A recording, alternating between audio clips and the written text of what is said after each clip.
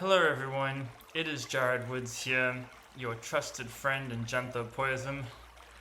I'm I'm here to talk about something I've been threatening to talk about online for a while. About my recent visit to Australia, where I had a spiritual experience, for lack of a better term. People have I've told some people and they're like, "Oh, it's like an epiphany," but it's not an epiphany. I feel like that's too dramatic. Some sort of spiritual enlightenment. These are terms I think should be reserved for like real epic moments, earth-shattering, wide eyes, inside brain spinning around type of deals. It wasn't quite that, but it was still super profound. Unfortunately, as time goes on, these things tend to fade a bit. I wish I'd captured my emotions directly afterwards. Instead, I've had too much time to kind of reflect and question and second guess everything. But still, it's totally worth sending this out so people can kind of find their own place in it. And I do think it is something that's very unique, and you're not going to hear it anywhere else. I think. But yeah, this is going to be a bit long. I apologize, but it's going to be educational, and that's what matters. We're here to learn. I'm here to learn. Everyone should learn. That's the entire point of evolution. So I'm going to start by telling you that I went to Australia. Amazing country. This was December to the end of January 2023. And one of the main reasons I was going there was to go to a place called Alice Springs. Alice Springs is real Australia. It's like very close to Central Australia, and it's different. Has a reputation for being quite violent in its crime, but at the same time, it has a large Indigenous Australian demographic. What people refer to as the Aboriginals. I'm recently reading that there's a bit of a pushback on that term, considered no longer that politically correct. I don't know where that's going or how deep that is. I'm sure I will accidentally use the word Aboriginal during this conversation. I will try not to. This is all new to me, but I mean no harm by it. So I go to Alice Springs, and it's amazing. It's really just got this spiritual vibe about it, which I'll definitely go into deeper detail. And I think part of it is it's kind of got that scary element, like don't go out at night. It's kind of got a lot of threats on that way, but at the same time, it's like really hot, and it's got this like the red soil that kind of surrounds it, and you feel you're in the middle of nowhere. It doesn't have that safety, first world, super westernized feel of a lot of the Australian cities that I've been to. It definitely feels like proper outback. But the purpose for going there really was just for me to venture a bit out. I think for a lot of tourists is to go see Uluru, which is, if you don't know, a giant rock, which is a few hours away from Alice Springs. And it's basically this massive rock. It's huge. It's taller than the Eiffel Tower, and it's just a monumental piece of nature. And it's very, very sacred to the Indigenous Australians as well as the world. I mean, if you research it, it's definitely considered the most holy spot in Australia, in the entire Oceania even, and perhaps in the world in many ways, because it's natural, and a lot of our other sacred locations tend to be man-made, whereas this is not at all, obviously. So I went there, and that was amazing. It's just, there is definitely something there, this huge presence of this thing, and knowing all the history about it. It's about 550 million years old that it started forming. And so it's just got this, the history is just nuts, and there's a lot of... What's great about it is that for the Indigenous Australians is it kind of almost works like a holy scripture. Their traditions are passed down orally, but there are stories and tales about Uluru and everywhere in Australia that they pass down. But there are certain sections where you can't even take photos of it because they consider it to be like super sacred, and the stories that they tell must not be reproduced.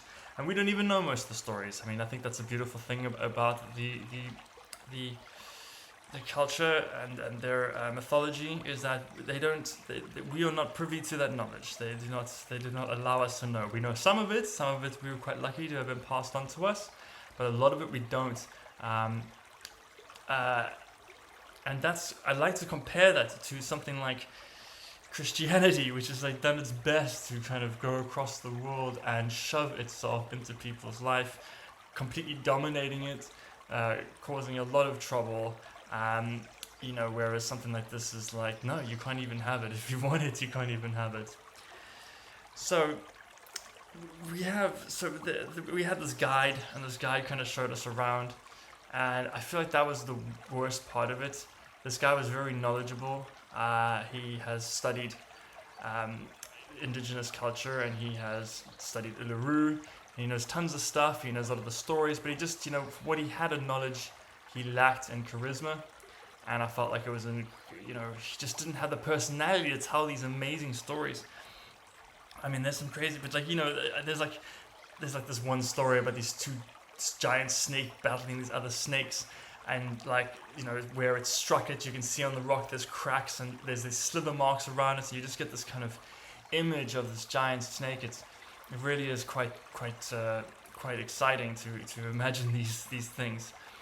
Now, what's so amazing about, and what drew me to Uluru, and what draws the world to Uluru, and just the general Indigenous culture and beliefs of these people, is that it's different from what you find anywhere else. There's a term called animism. It's kind of considered by many to be the first religion, highly debated thing. As well as it not really being as definable as people like it to be, it does have some definite characteristics, but obviously as colonizers and scholars have studied, part of the whole system and our compulsion is to compartmentalize different components of things and put it under umbrella terms. So there's this thing called animism. And that the interesting thing about animism is you can find it everywhere, from the traditions of Africa to Native Americans to Arctic indigenous people. It kind of just seemed on every continent this independent idea was developing, which is that there's a spiritual kind of substance to everything, and I mean everything. It's like the people and animals and plants and land items, but even extending beyond that, sounds, symbols, pictures, everything has kind of a divine energy to it that deserves worship, everything. So there's just this kind of beautiful overall system of equality within the spirituality of all things. Now, what the Indigenous Australian people have is a thing called dreaming or dream time, which is a very terrible name. You see, the funny thing about how there's this push against the Aboriginal term, I find it funny because the dreaming term to me would be far more offensive. This was coined, obviously, by the white invader coming to Australia, doing some studies on what they considered to be backwards people that were very slow in their beliefs, and they weren't Christians, so they were behind their silly ideas, and part of that was that there was that they were dreaming these things, they were having these visions while they were asleep, and obviously the white man was like, ha ha ha, look at them, they're so cute, they're having dreams about these things. As time has gone on and communication has developed and translations have come together, we can now see that that's a mistranslation. Anyway, the point is that they are slightly different. It's kind of a form of animism, but it's a little bit different, um, in which that they believe in this ancestral spirit, right, or spirits of the ancestors that predated the material world, and these spiritual essences moved along and created the land, and they have all these great tales, of course, about this animal and that animal, and this war and this kind of strange parable. But there's what's fantastic about it is that because of this creation story, the land itself is holy. So when you're looking at things like trees and Uluru and mountains and valleys and rivers, that becomes the focus point of where they believe the divine energy is. Now, if you take that on like a level of actual logic, it actually makes more sense than animism in a way, because it's more of a permanent fixture. It's, because when you look at like, say, like a worship of animals, like Native Americans often have those types of ideas. Animals die, we know that, and obviously the energy gets reused. There's all those kind of theories like that, but there's these temporary beings that are getting the attention. The same with humans. You look at someone like Jesus, for example. The dude came and then he died. It's like and it was quite quickly. So it was a very small window that these things exist. Whereas when you focus on something like Uluru at 550 million years old, or these kind of formations, it's easy to kind of see how that's way more impressive than we are. Or any of these other kind of ideas or entities that tend to be worshipped in other cultures. So it's like, okay, I get that, like worship the land, the Mother Earth, of course there's tons of different belief systems that worship the Mother Earth. But, they have these very specific tales that are tied into landmarks. And it's really cool. And what's really cool is that they, like, as I say, it's oral tradition. So a lot of these stories are actually passed down through families, and they're different. Yeah, you see, because we do have these umbrella terms, and the dreaming is also just an umbrella term. There's very few things that we know that actually tie them together. There is like this rainbow snake creation story that we hear a lot about, that seems to have been kind of across the board. But for the most part, it's actually almost like families through families have their different variations of tales. There's no agreement on what they call everything. There's no agreement on this god or that god or this deity or that deity. But people who are in certain areas develop stories. So there are stories that are kind of specific to Uluru, or to like the different planes that you might find cool stuff. So, but still, it's just like there is not like one agreed thing, and each family it's very sacred to them, these stories, and that's why it's oral tradition, and that's why we don't know a lot of it. We are not allowed to know a lot of it, and that to me just makes it way cooler. So anyway, to continue with the story, is I went to Uluru. It's like people die when they go there, by the way. It's like so hot. Heat stroke is a big problem, and people dehydrate, and it's dangerous because it was hot. I mean, it was upwards of 40 degrees Celsius. It's hard to keep your eyes straight. So I was seeing things a little bit, or was I? But the rock definitely felt alive, and there was shimmering things, and when the sun sets, it changes color. It's a beautiful thing. But this guy just kind of ruined it a bit, and it was very much like, okay, go here, let me tell you a story. Okay, now come here, don't get lost, sit here and do this. Okay, we have to be on the bus by this time. It's like, it's interesting because you go, someone like me, and I think most people, we go to Uluru to have a spiritual experience. But of course, the beauty of a spiritual experience is you can't plan to do it. You can't say, all right, I want to get up at 6 a.m. A bus is going to come pick me up. We're going to go to Uluru. I'll have a spiritual experience by lunchtime, and then I'll be back in bed by midnight, an enlightened man. Spirituality doesn't work that way. I think I can speak for all of us when I say that. You can't plan for it. So I didn't get that. The thing I did get at Uluru though was this kind of feeling of like that I wasn't getting it. I was like, whoa, there's something here so crazy. but I just can't get hold of it. It's just too beyond me, and I just knew I wasn't in the moment getting the thing I was getting. You know, I was like, there's something so huge here that just wasn't. I wasn't aligning with it, so I was very aware that of that at least. But then, yeah, I mean, if you're gonna go to Uluru, take my advice.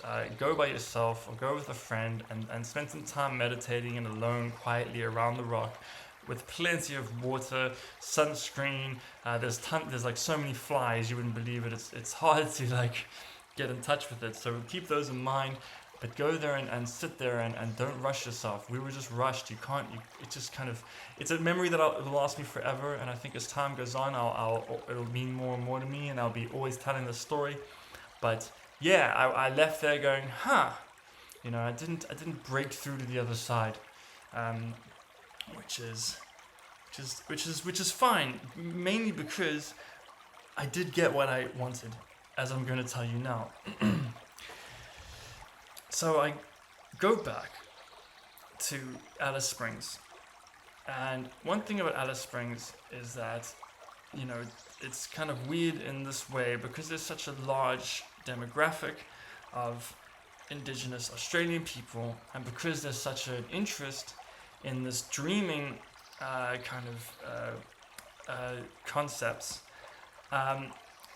there's an art movement based on it, the dreaming art, which are these paintings that they do, which are quite abstract. They're kind of just patterns. They're not like extremely structured, very colorful, and they're super cool. And then obviously because of that, there's money to be made. So there's a lot of art galleries owned by white people who then hire the Indigenous and sell these paintings for huge prices, and hopefully everyone's getting a fair wages. It's always tricky to know how these things work. But the point is, the art's beautiful and it's very unique. And what's amazing that I only found out later is that these dreaming paintings are the stories told, but without you seeing them. They kind of, these patterns and all that, and they're actually intellectual property. So like, you can't come now paint one of those paintings that someone else has done, or even in their style or color use. So there's these kind of legal boundaries, because those are theirs and it's their dreaming and it's passed down through their bloodline, and to paint it or even photograph it is considered stealing and plagiarizing almost. You're duplicating a sacred story that has been illustrated in this manner. So that's trippy in itself. But anyway, I hated it because I wanted to take photos, man. That's the whole reason I travel. I like to have documentation. I want to show people, and especially art, you know. So anyway, I go into one of these art galleries called the Yubu Napa Art Gallery. I recommend it. It's one of the bigger ones. It's quite nice. Well, as I'm about to explain, we're getting to it, guys. We're getting to it. So I walk in, and there's obviously a white lady there, and I say to her, "Hey, am I allowed to take photos?" And she said, "No, you can't take photos." But she said, "Look, if you see one of these paintings that really speaks to you, let me know and maybe we can discuss something." And then it's quite funny. She kind of turned and looked into the distance as if it was a movie, no longer talking to me, kind of accessing some memory. And she said, "Because sometimes these paintings do talk to you, you know." And I quite rudely, I just laughed. I was like, because it sounded like a sales pitch to me. So I was like, but I said, "Oh, that's great. I love that. Almost as if she's like planning the speech that she says to everyone. And she looked a bit weird at me. I don't know. This is how I remember it. But I was like, "Whoa, yeah, amazing. They talk to you." Whoa. And then like 2 minutes later, I fell into a painting, man. I mean, this is where it happens. This is the whole story right now, right? It's 2 days after Uluru. There I am. It wasn't one painting. It was a row of these paintings. And I just clicked in my head this thing that I'm about to explain to you. Like, it's hectic. Just understand that what I'm about to explain connected in my head in an instant. It wasn't like a thought. it was like an instant realization. So, yeah, but so it's gonna be a lot. But just imagine from my perspective. And I've thought long and hard how to explain this, and the best way I can start is by starting with a man named Wallace Wattles. Wallace Wattles, he was a New Thought pioneer. There's a movement called the New Thought movement, predates the New Age kind of other movements, but it's very based on our mental state and how we kind of think our reality and how we can like even cure sicknesses by thought. He's the author of The Science of Getting Rich, so he explained how you can think yourself into wealth. And I think he was the biggest inspiration for Rhonda Byrne's The Secret. So he's a big name. But for me and for Janthopoyism, what he did primarily was coined a term called the formless substance, which is kind of the pre-manifested material that happens before it becomes solid matter, which I just thought worked. It just kind of made sense to me. There's lots of ideas for these things, an energy field, or the Tao, or I think Kabbalah is Ein Sof. I think it's something like that. There's tons of these kind of pre-manifested energy in a way, the material before the actual materialism comes into play.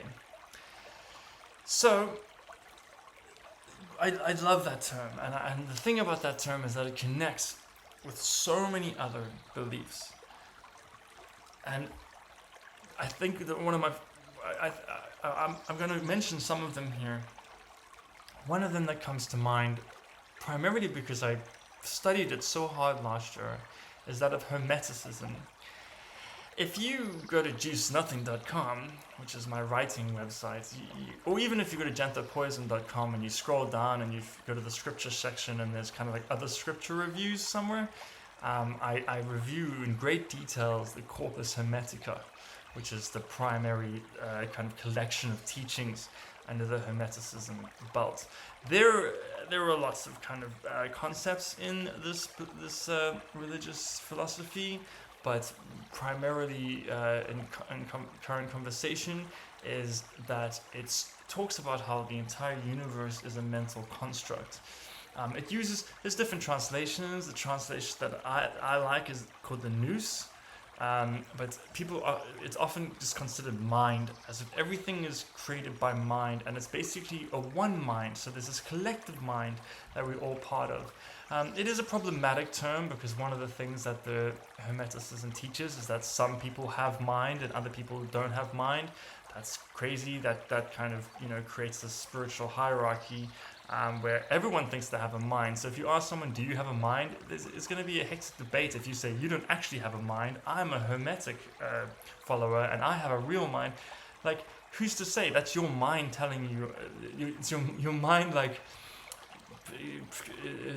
stating its own existence. Everyone's going to have that experience where they believe that their mind is correct. But that's why Nous is better, I think. It's a collective intellect that we all have a bit of. And also I have many issues with that anyway, that I could go on forever. I don't really believe.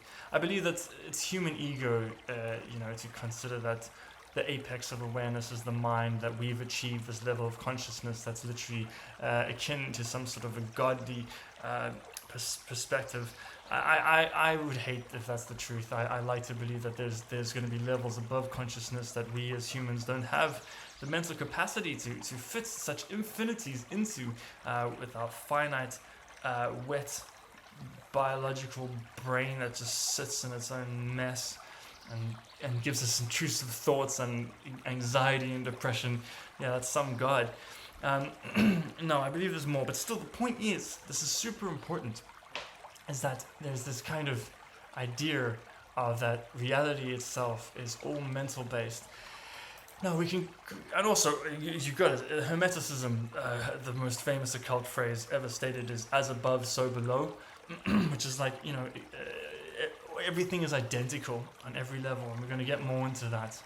But I'd like to go back a little bit and talk about a concept from predates all of this, called it doesn't predate the dreaming, but it predates Christianity by thousands of years and predates Hermeticism by thousands of years, and that is obviously the Vedas, the core scripture to the Hindu religion, which also, of course, has spawned onwards every other worthy Eastern religion, be it Jainism or Buddhism or Taoism. Take your pick. But there's this concept called Shabda Brahman, which basically talks about how everything is vibrational or sound, basically.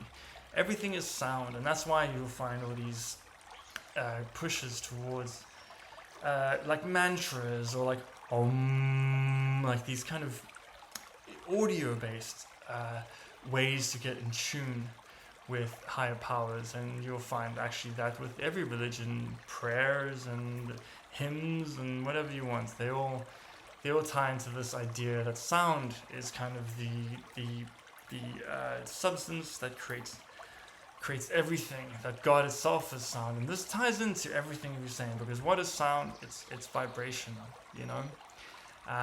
And there's tons of these examples. I've written about them a lot in Janthopoyism Bible, but yeah, there's just so many. But what's really important to note is that science is like taking its time to catch up. Science is great in that way. Science doesn't say anything until it can prove it, or at least has some solid evidence to build the theories. So while a lot of these kind of ideas have been disregarded, these days we can really see them tying in together, of how the universe is vibrational, especially in terms of quantum mechanics in the last 100 years or so, when we've seen the observer effect is the one that I always come back to for obvious reasons. It's scientifically proven that when you observe particles, they behave in a different manner than when you don't. When particles are not being observed, they have properties of vibrations. They do not. They're basically, they're not solid. But when you turn to face them, or when you measure them with something, then they suddenly change. The vibration, like ripples in a pool, collapses into a singular point in space. A singular, like a proper solid particle. So you turn around, it's a vibrational wave. When you observe it, it becomes a solid particle. This is proven. So science, quantum mechanics, probably the greatest discovery of the whole thing, which has turned the whole world, the whole standard science ideas on top of its head. So that is once again proof of this kind of thing. This formless substance, which is essentially everywhere. It's like an energy field of stuff, and that has to be then the mind enters it. The entire universe is built on this mental entry, taking note of it and retranslating these vibrational things that have properties into solid matter, into visual matter. But essentially all it is not even there. This is a concept which I believe, and I'm pretty sure is the general idea of what's called Maya. It's the Hindu term again, that reality isn't what we think it is. It's essentially an illusion, that we are kind of, our perceptions are constructing it. It's a philosophy that's been around for a long time called idealism, where everything we see, the entire material world is dependent on the mind's perceiving it in order for it to exist. And without that perception, it wouldn't exist. So the idea really is that everything is an extension of this, and that the entirety of the universe is this formless substance that has perceived itself into existence and created these pockets of perspectives through each of us and through everything. It could even be down to an atomic, to an electron level. Is a big thing that Janthopoyism goes on, because electrons really do seem to agree with a lot of the buzzingness of the vibrations of the energy behind everything. It's the electrons switching that give us the molecules that create everything, as above, so below. Everything does seem to kind of really connect this field of electrons, which is everything, to these ancient Eastern ideas of just like the Tao, of like this huge vibrational existence, and then coming into like this mental construct that other religions like Hermeticism and Neoplatonism have come into, to the Greek Egyptian side of the timeline.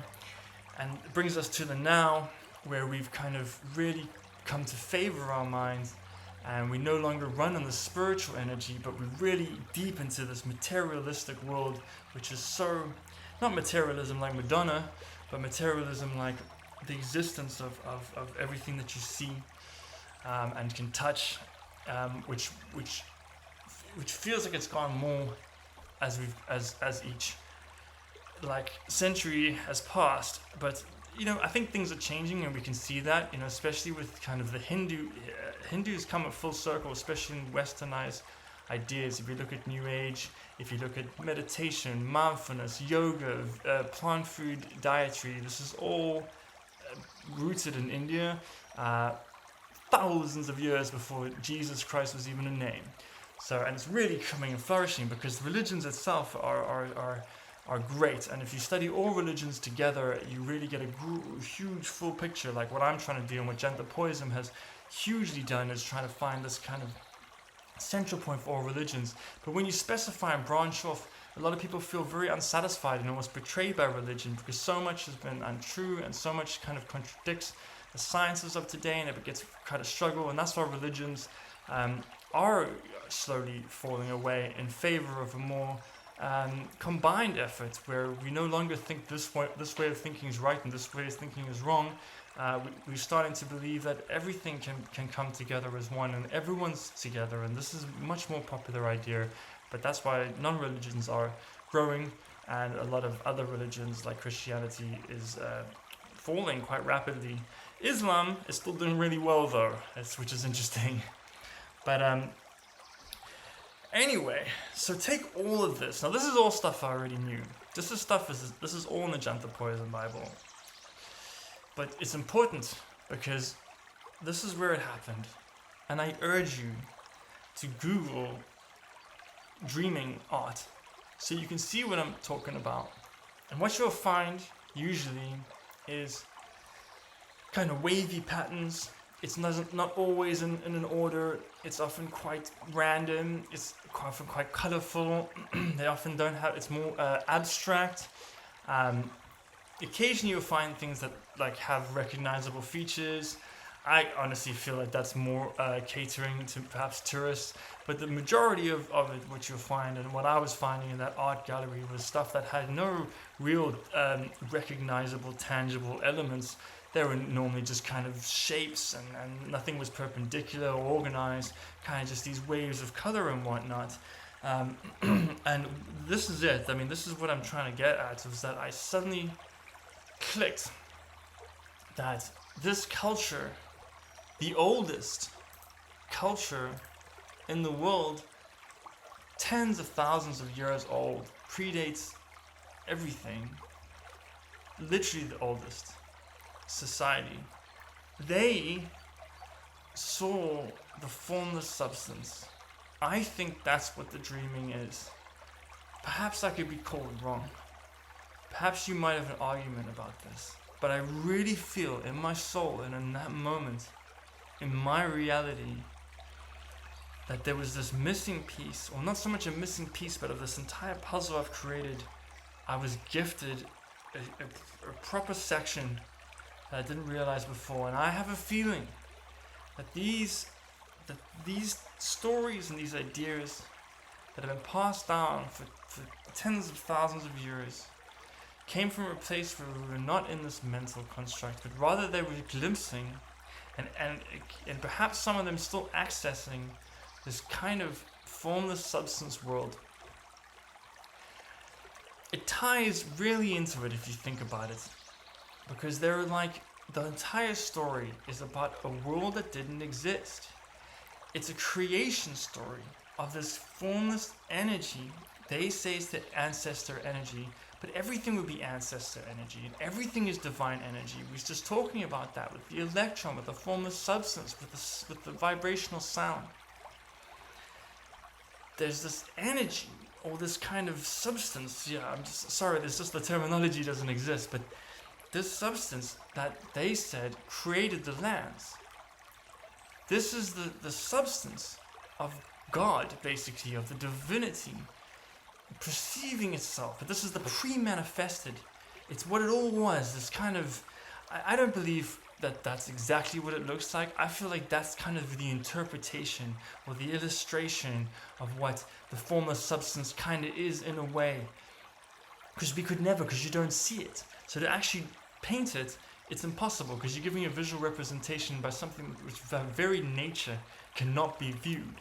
But that's what I believe the Dreamtime dreaming art is this pre-manifested world, basically the source code of the cosmos.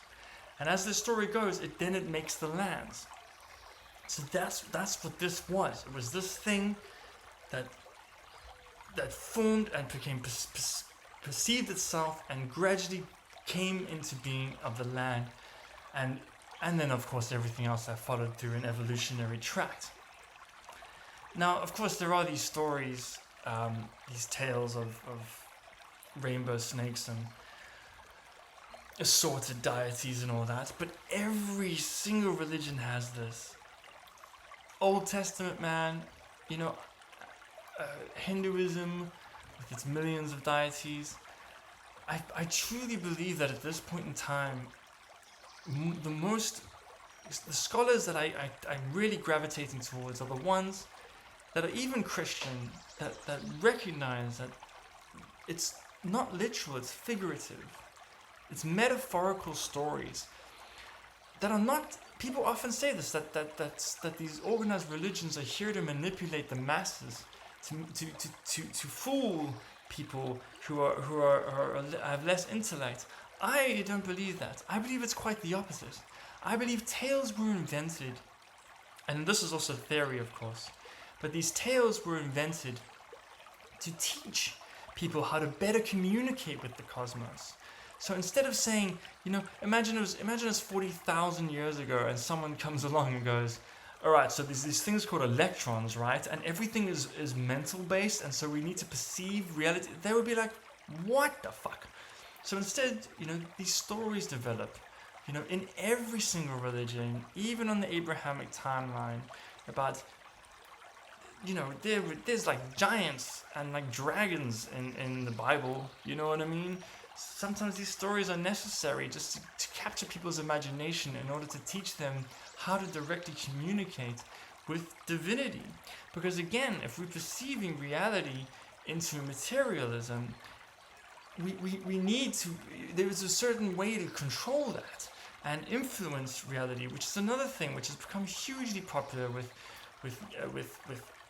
all sorts of new age ideas and law of attraction and these things are, but these are ancient, these ideas as old as time itself, where stories were told about giant snakes and about like deities with elephant heads.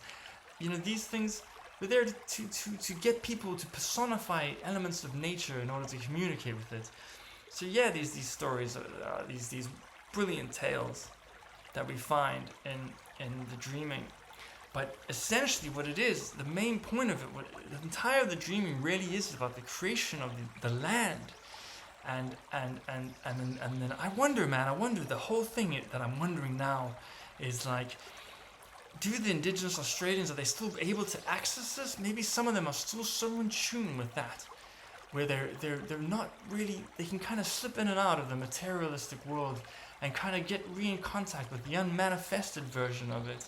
And that's where these paintings are coming from, where they're kind of making contact with the raw source code.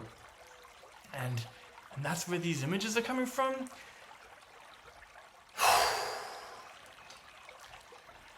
all of this happened in my head like that. It's a lot of information that's taking me like over half an hour to relay. That happened in my head so abruptly that I nearly burst into tears. As I said, it's also an extremely hot day. But I suddenly thought I was going to faint. I was very wobbly on my feet. I kind of started stumbling towards the door. This lady's like, "Are you okay?" I'm like, No, I'm fine." And I just got outside and I was just like, "Oh my god, oh my god, oh my god, oh my god." Like, it was just like, it was like, it wasn't like as I say, it wasn't epiphany or anything like that. But it was just like, I just felt like this entire thing this understanding I've developed for how reality is working, just a huge section was given to me based right at the bottom of it all, And I just started to feel like, I just really feel like, I've always felt like, as we've progressed, we've lost so much of our spiritual awareness and being in tune with that, which is fine because we've done very well. I think because we've come into these mental spaces, that's why we have such great and terrifying inventions and how everything's progressing at such a huge rate. That's evolution 101. Is beautiful. But we have lost the connection to a spiritual world that the indigenous people from every culture, African and Native American and all of those are like still, they were less about the mind. They were more in tune with an instinctive response to how the world is working. And they have these cultures, and it still persists in many cultures, even though you find, of course, there's these mergers happening. Christianity has done a number on all these cultures, which is horrible. But in South America, that they have, like, and Africa and all that, but South America have great ideas as well, and they're very interesting. But again, Australia predates them all. So it's like they have access to their stories that have been passed down are going so deep into the spiritual, the pre-spiritual, they're so much closer to the pre-manifested, even just chronologically, that I just started to click that they had access to like a real spirituality before the before. And it just knocked me fucking sideways, man. I hope I explained all that. I know I've left so much stuff out, but just understand that hit me so hard. It hit me so hard. It's just like, here is the section of the story that's untold. And I think so much of what we do is that we separate cultures and beliefs, and we say, well, this is what Christianity believes, and this is what Hinduism believes, and this is what fucking, the Nordic people believed, and it's like Norse mythology and Greek mythology, and we separate it all. But it's exactly the same, and that's the entire Janthopoyism point. I'm trying to tie everything together, and it was just like getting this information from God knows where, from a fucking painting, was like providing me with the piece of the string at the very, very beginning, right in the beginning, and connecting it like in an infallible way. It's like it's slid in there. There's no like, oh, new information contradicts information. There's no contradiction. It's like 100% fits the entire picture. And I just like, what a thing to happen. And I really feel like later editions of Janthopoyism is going to incorporate this. There is some stuff in it about in the Janthopoyism Bible about dreaming, but not to this extent. Not that it deserves. So it just smacked me spinning, and I was elated, and my entire Alice Springs and Australia adventure was just so spiritual, and I felt like on cloud nine, man, the whole time. It was just a spiritual reaction, and I think a lot of it is just there's a certain energy there, and I think so much of it is from these indigenous ideas that they've hung on to. And there's visual representations of it, Is this actually, is this the closest we get to actually seeing the formless substance, or kind of connecting to it, or kind of understanding it's like mechanics, or at least getting some sort of an easier imagination entry point to kind of greater communicate with it? I don't know. But either which way, it really hit me, and so that's all. I just wanted to tell that story, and I'm glad to get it out. And I know I've left so many things out, but especially when it comes to how other religions connect to this, even Abrahamic religions. There's a lot of ideas, and there's a chapter in the Janthopoyism Bible all about pantheism right in the beginning. I think it's chapter 1.2, maybe. I don't have it on hand, but something like that. So you read that and you also get a much better understanding on what I'm talking about, how this all connects together. Okay, thank you so much for listening. God, that was a lot of time, but like I needed to get it off my chest, and I really, really appreciate that. And I love Australia, and I love the Indigenous culture, and I love life, and these experiences are so great, and I just want so many more of them. And I love you because you are me. We're the same shit. We're exactly the same electrons. We are the same markup. The same molecules are all involved, and we are part of the greater thing, the system, the human race, the ecosystem, the planet, the solar system, the universe. It's all systems, and we are part of the same systems. We only individualize on a human level, and it sucks that we have that, but at the same time, we need these separate perception points in order to contribute our unique brands to evolution. And I'm really happy that my path has led me down these ways, and I get to do these cool things, and that was epic. And so anyway, shit man, I just want to ramble forever, but that's it for me.